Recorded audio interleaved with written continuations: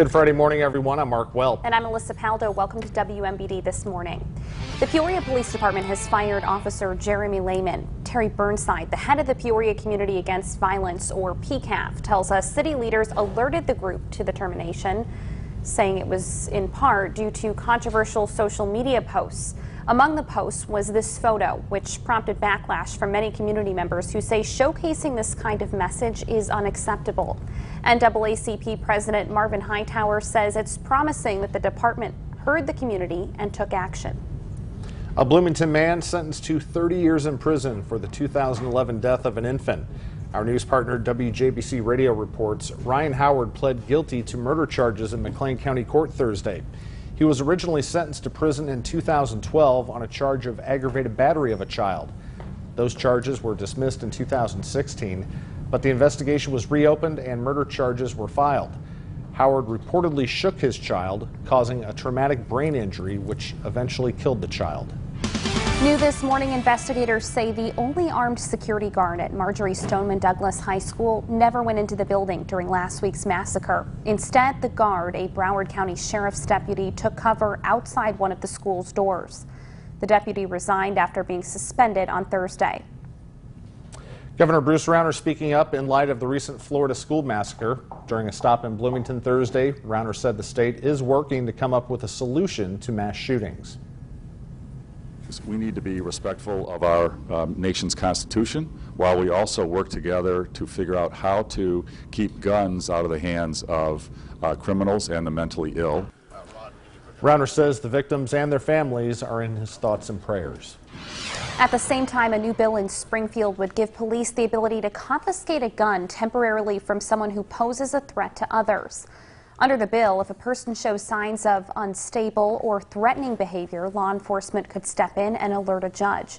The court could then order that person to turn the weapon over or send police in to take it. The director of the Illinois Sheriff's Association says he doesn't oppose the idea, but there are some things that need to be worked out. Have they had all that training necessary to be able to do that? It takes funding to send people to additional training. You have to support the officer in their training. You also have to find someone else to cover their shifts when they're in the training. So, these are all challenges that we run into. Gun lobbyists oppose the legislation, saying it violates a right to due process. Law enforcement are also concerned the bill doesn't tackle the root of the issue, getting mentally ill people the help they need. A Central Illinois school district working to prevent school shootings here at home. The Dunlap School Administration met to discuss additional ways they can strengthen security at school.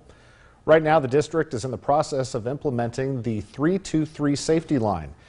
Anyone can call in with information regarding security or threats. The district hopes to activate the tip line by next week. A school in Peoria is officially getting a new name. Peoria Public School leaders have confirmed they're changing the name of Woodrow Wilson Elementary. Last year, a Treewind teacher voiced her concerns that there aren't enough women and minorities represented in the district, prompting a conversation about changing the name of the school. Officials say they'll select a new name in April. We'll talk about all of them, even the ones that probably will not make the top three, and we'll talk about what they've done and talk about the impact they've made on this community. There's still time to put in your 2 cents. You can email the school board with your thoughts and ideas, or you can come to the meetings and share your suggestions. The growing number of potholes causing headaches for drivers in Central Illinois. Peoria Public Works has been working first and third shift to repair potholes. While you're behind the wheel, mechanics are warning you to stay clear of puddles, as potholes may hide underneath. If you can't avoid the hazard, it's important to drive through them with care to reduce damage to your car. If you're forced into one, you can't steer away from it and avoid it. Stay off the brakes, because that really increases the shock to the suspension and steering components of the car. And also don't accelerate. Best just get off the gas and coast through it. Peoria Public Works says you can report potholes by email, calling the main office, or using the smartphone app Peoria Cares. And the town of Normal also working to fill potholes. The Public Works Department had 8 crews out Thursday filling potholes with cold patch. It's a temporary fix until the spring. If you would like to report a pothole in Normal, fill out the Public Works form on the town's official website. In Bloomington, you can use the My Bloomington app. Well, what's really bad is the potholes were bad before winter, and now they're just really, now they're worse. really bad. You know where they're really bad is right by the station too. Yeah?